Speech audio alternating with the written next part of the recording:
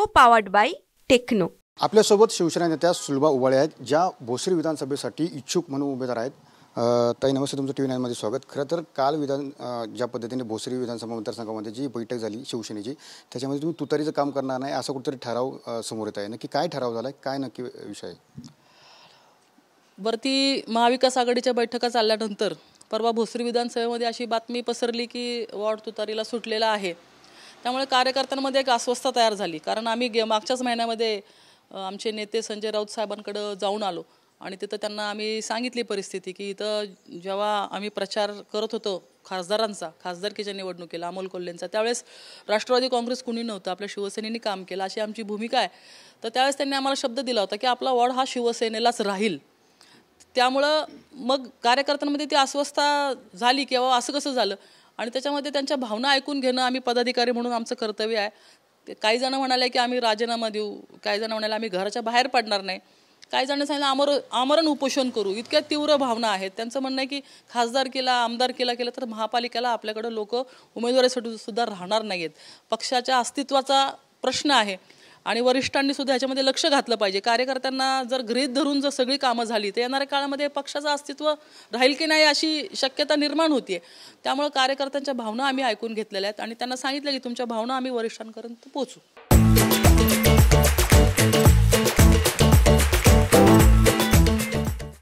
खरं तर ज्या पद्धतीने लोकसभा निवडणुकीच्या अगोदर महाविकास आघाडीमध्ये समजा राष्ट्रवादी काँग्रेसमध्ये अनेक जण आहेत झालेले आहेत, त्याच्यामध्ये त्यासोबत भाजपमधील तुमचे रवी लांडगे सुद्धा या ठिकाणी आलेले। नक्की काय कसं गणित राहील? काय गणित आता असं आहे की महाविकास आघाडीमध्ये इच्छुक उमेदवार जे आहेत त्याच्यामध्ये शरदचंद्रजी पवार गटातले अजित गव्हाणे आहेत, शिवसेना उद्धव ठाकरे गटातले मी स्वतः आहे, धनंजय आल्लाट आहेत, रवी लांडगे आहेत।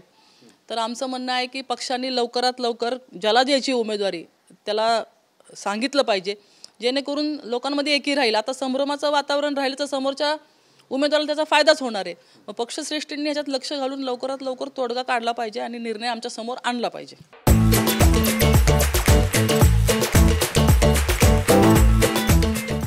तुम्ही तुतारीचा प्रचार करणार नाही असं कुठेतरी बोललं जातं, राजीनामे देऊ। जर तुतारीला ही जागा सुटली तर तुमची भूमिका काय असणार आहे? हे बघा, शेवटी वरिष्ठांचाच आदेश आमच्यासाठी अंतिम राहील, कारण प्रत्येकाच्या पक्षामध्ये ज्याचं त्याचं नेतृत्व आहे आणि त्याचं काम आहे की ते त्यांच्या पदाधिकाऱ्यांना कार्यकर्त्यांना समजावून सांगणं। आत्ता मागणी करणं काही कुठेही गैर नाही आहे, कारण पारंपरिकत आम्ही शिवसेनेने हा मतदारसंघ लढलेला आहे, त्यामुळे आमची मागणी ही असणारच आहे। परंतु त्याच्यामधनं जर काही घटना घडल्या म्हणजे आमच्या वाट्याला आला नाही किंवा काय, तर ते काम पक्षश्रेष्ठींचं आहे। पण कार्यकर्त्यांच्या भावना जर ऐकून नाही घेतल्या तर कार्यकर्ता राहणार नाही। उद्याच्या काळामध्ये आम्हाला महापालिकांना सामोरं जायचं, मग अशा याच्यामध्ये पक्ष सांभाळणं हे आमच्यासारख्या पदाधिकाऱ्यांची जबाबदारी आहे। त्यामुळे त्या भावना आहेत त्या आम्ही पदाधिकाऱ्यांपर्यंत, आमच्या वरिष्ठांपर्यंत पोहोचवणार आहोत। निश्चितपणे आम्हाला खात्री आहे की हा वॉर्ड शिवसेनेला सुटेल। नक्की ज्या पद्धतीने पाहिलं की खरं तर भोसरी विधानसभा मतदारसंघ आहे हा कुठेतरी भोसरीला सुटेल अशी आशा एक ठिकाणी सुलभा उबाळे यांनी व्यक्त केलेली आपल्याला पाहायला मिळत आहे। Camera Manish same, Sunil Gire, TV9 Marathi, Chinchwad, Pune. Co-powered by techno.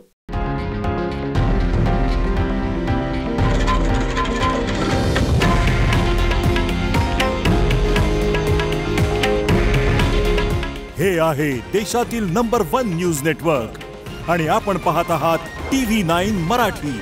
काळजी तुमची, हित महाराष्ट्राचं।